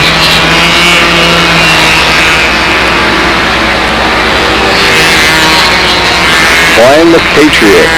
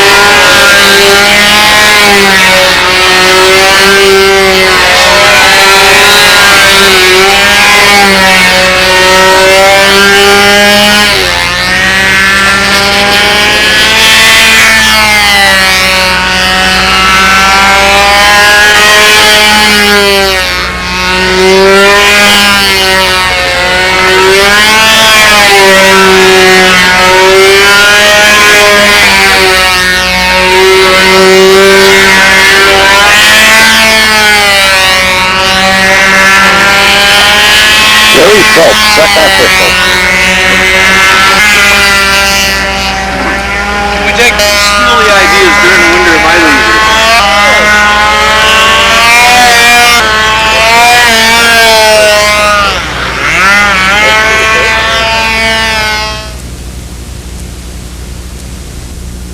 And weak, so it's easy to sand.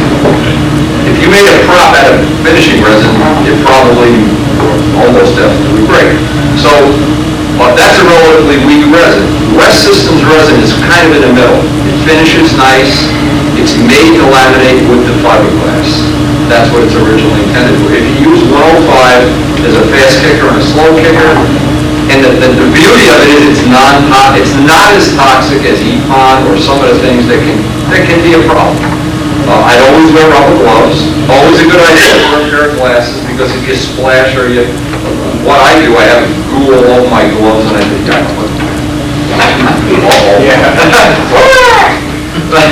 it sounds funny, but it happens.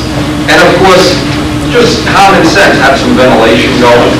All epoxies are really crystals that want to go back to being crystals. They don't want to stay liquid. So finishing resin is the weakest. Jelco, just a little bit weaker, but Jelco is finishing resin with Califor fillers in it. You probably know what Bondo is. It's just full of talc and fillers, and it's weak. The more filler you put in, the weaker it is. Another rule of thumb, when you use any resin, that would apply to most of the raw resins, when you add alcohol, acetone, or something to thin them, the amount you add is the amount of strength you lose. 20%, you've lost 20% of strength. A lot of people don't understand that, but that's how I've come to understand it in my little experiments and little things. Now, for anybody that really would like to see one of my epoxy laid up parts, the cowling on this Ashley, the whole feel free to flip it over and take a look at how it is. The wing is all carbon fiber. There's no wood whatsoever in that wing. The plane is 3 years old. This is going to be his 4th year. There's probably a few people here that beside me that have flown it, and Richard's flown it when he's been up on my house. But usually at Brodaks or a contest like that, at the end of the day, we try to get some people just get a feel for what these parts can be. We're not looking to replace balsa wood. I don't want to put one side of the business, and I won't. But it's an alternative technology that adds interest to modeling, because I have built in my lifetime, you can imagine how many planes. Richard's probably built 100 more. But at some point in time, it's like a new girlfriend. You want to just figure out some new strategies and how you're going to do this. I find it interesting, challenging, and my new bomber, the new 826, has an all-carbon fuselage. There's no wood at all on the fuselage. Maybe one chance out of 5 it'll be at the Nats. If it isn't, shame on me that I went flying in my shirt. We have had no flying weather. The first flight I flew this year was in Houston with Rich. So I've got a lot of work done on the bomber I normally wouldn't get done. Question on the layer. You put the resin at first and soak to glass into it? Really? I'm trying to avoid other wheel pan. How about the easier way? Yeah. And another really neat trick to do with a cowl, if you have a simple cowl, you can, the saran wrap trick, you can take and put the mold in the resin in, put the cloth in, and take a piece of saran wrap and just put the plug back in the rubber mold. It'll kind of squeeze into the corners. When I make a straighter cowl, because there's a very convex lip around it, that seems to work well. It leaves it an imperfect edge, but you're going to sand it anyway. What kind of cloth are you using? 3/4, half ounce? 4 ounce seems to work the best. For some reason, 4 ounce e-glass is not only the stuff you would buy in the auto parts that is cheap. You'll never make a cowl. You can't break it. It's cheap. 1 yard of cloth is $3. I mean, you make 40, 50 cowls.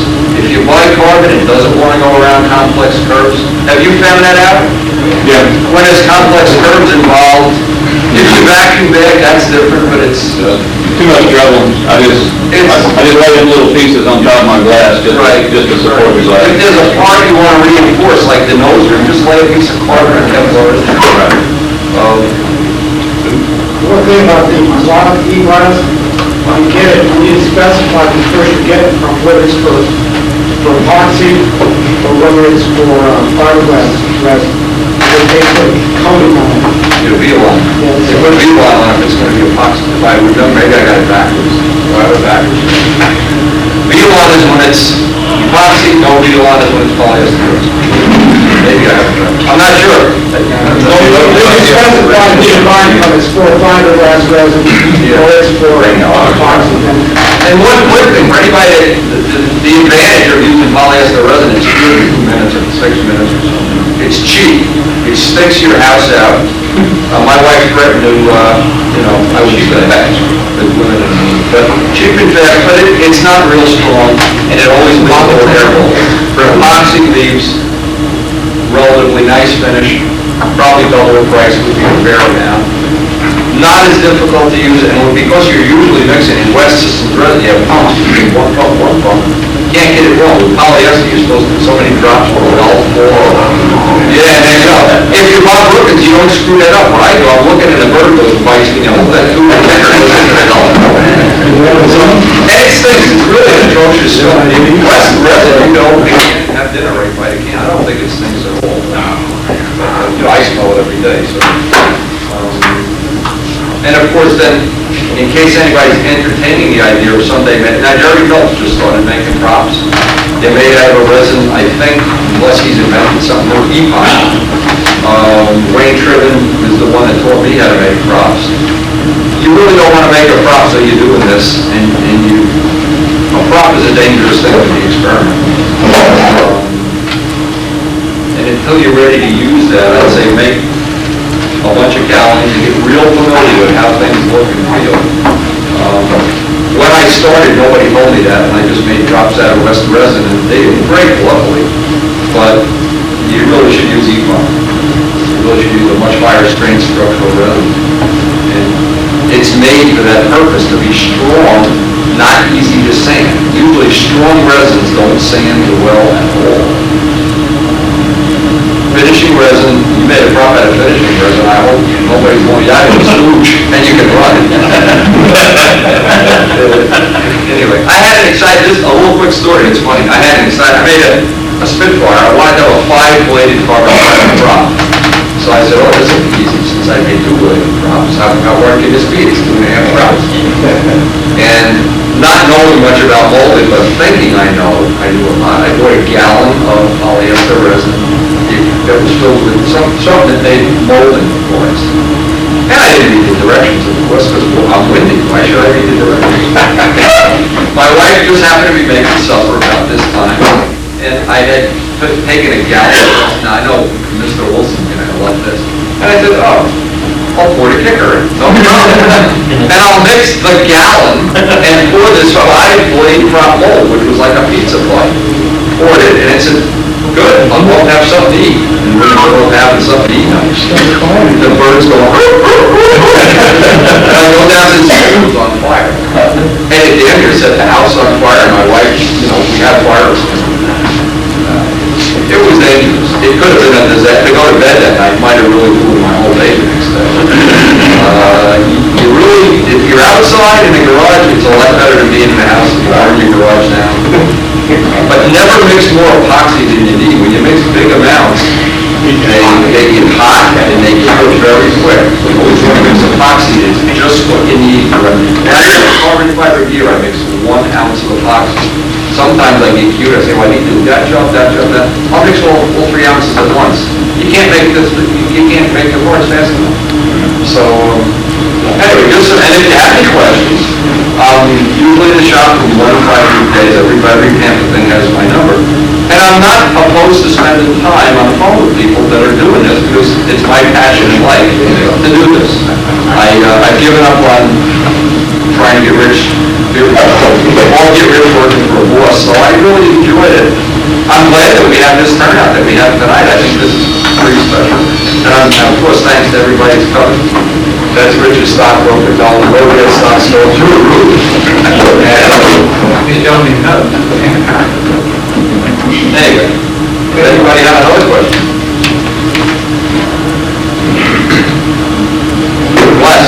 Yeah, this one is for Bob Brookins. As you know, we stopped over in the local paint supply store the other day to pick up any number of things, fine sandpaper, solvents and solutions. And I happened to see a DuPont color chart.